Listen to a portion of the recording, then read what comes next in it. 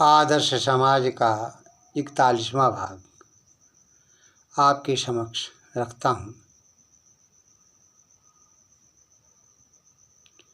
जीवन को हम आदर्श में कैसे बनाएं? जब मनुष्य इस पर विचार करता है तो बहुत लंबे समय तक विचार करता है। विचार करना अच्छी बात है। विचार के साथ साथ अर्थात विचारों के साथ साथ जीवन को समझना अच्छी बात है। जीवन को समझने के लिए उससे ज़्यादा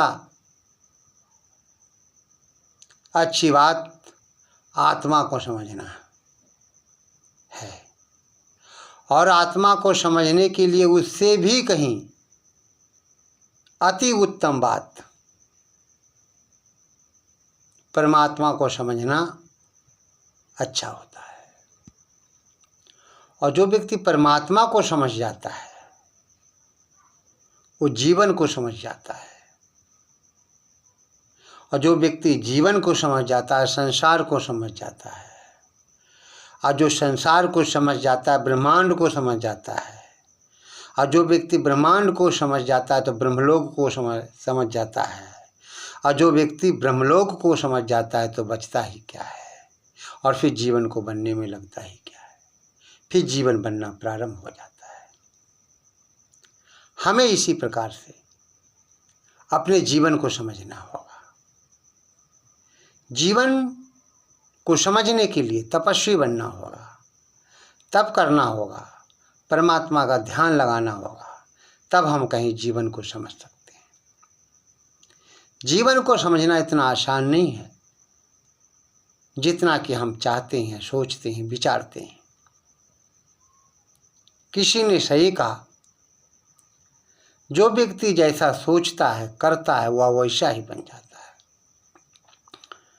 जो व्यक्ति जैसा सोचता है करता है वह वैसा ही बन जाता है। इसलिए हमें ऐसा बनना है। अब जब हमने सोच लिया ऐसा बनना है तो कैसा बनना है, और कैसा बनने के लिए ईश्वर की भक्ति बहुत जरूरी है। मनुष्य के जीवन में सदाचरण का बड़ा महत्व है। हम ईश्वर की भक्ति के द्वारा मोक्ष तक पहुंच सकते हैं, मोक्ष को प्राप्त कर सकते हैं, और मोक्ष को प्राप्त करने के लिए तपस्वी बनना पड़ेगा। हमारा जीवन आदर्शमय होना चाहिए, हमारा जीवन परोपकारी होना चाहिए, हमारा जीवन समाज सेवी होना चाहिए, हमारा जीवन पवित्र होना चाहिए, हमारा जीवन पुनीत होना चाहिए, हमारा जीवन दूसरों की भलाई के लिए होना चाहिए।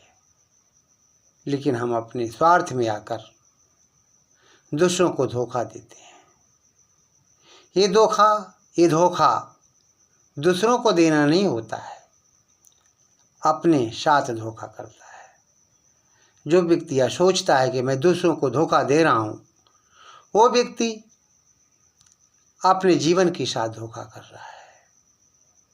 दूसरों को धोखा देने वाले ये सोचते हैं कि हम धोखा उनको दे रहे हैं, बड़ी भूल कर रहे हैं। वो किसी को धोखा नहीं देता। जो दूसरों को धोखा देता है वो स्वयं के साथ धोखा कर रहा है। तो अच्छी प्रकार से आप लोग जानते हैं, शास्त्रों का भी कथन है कि जो व्यक्ति जैसा कर्म करता है परमात्मा वैसे फल देता है, वैसा ही फल देता है। आप दूसरों के प्रति बुरा सोचेंगे, आपके प्रति भी कोई ना कोई बुरा सोचने वाला तैयार हो जाएगा। दूसरों की माँ, बहन और माताओं पर कुदृष्टि डालेंगे तो आपकी माँ, बहनें और माताओं पर भी कोई ना कोई कुदृष्टि डालने वाला तैयार हो जाएगा। इसलिए हम ऐसा कभी नहीं सोचें। हम संसार के सभी माँ बहनों एवं माताओं को, बेटियों को अपना परिवार समझकर, दूसरों की बेटियों को बेटी, दूसरों की माताओं को माताएं समझें। यह हमारा जीवन है, यही हमारा जीवन का लक्ष्य होना चाहिए। लेकिन जो मनुष्य जीवन के वास्तविक लक्ष्य को नहीं समझता है, उसका जीवन बेकार है, व्यर्थ है। इसलिए हमें सर्वप्रथम जीवन को समझना होगा। जीवन को समझने के लिए आदर्शमय अपने जीवन को बनाना होगा, आदर्शों के पथ पर चलना होगा, तभी ऐसा संभव हो सकता है। दुनिया के लोगों से मैं ये कहना चाहूँगा, वो दुनिया के लोगों, यदि वास्तव में तुम अपने जीवन को महान बनाना चाहते हो तो संतों, महर्षियों और ब्रह्म ऋषियों के पथ पर चलो। निश्चित है तुम्हारा जीवन महान बन सकेगा। जीवन को महान बनाना इतना आसान नहीं, जीवन को तपाना पड़ता है। महान बनने के लिए जीवन को तपाना पड़ता है। जब आपका जीवन तप जाएगा, जब आप अच्छी तरह से तप जाओगे, तब कहीं आपका जीवन बनेगा और कुछ हाथ लगेगा। एक लोहार भट्टियों में लोहे को तपाता है, खूब तपाता है। जब वह लोहा लाल हो जाता है, नरम हो जाता है, तब कहीं वह उससे छोरा, कैंची आदि तैयार करता है। सोने को शुद्ध करने के लिए पहले सोना को तपाता है, तब कहीं शुद्ध सोना बन पाता है। ठीक उसी प्रकार से घी को आप लोग अच्छी प्रकार से जानते होंगे। घी उत्तम पदार्थ है।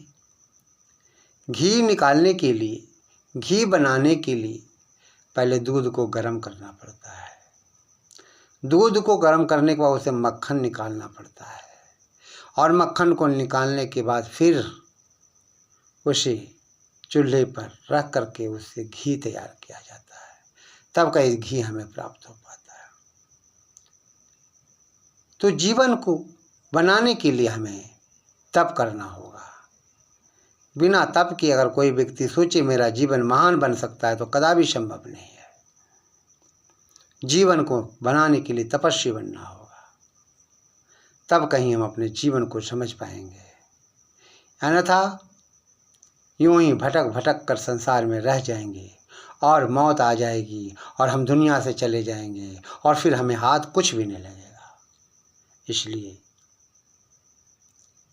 वेदानुकूल आचरण करो, संतों महर्षियों के पद चिन्हों पे चलो और अपने जीवन को महान बनाओ।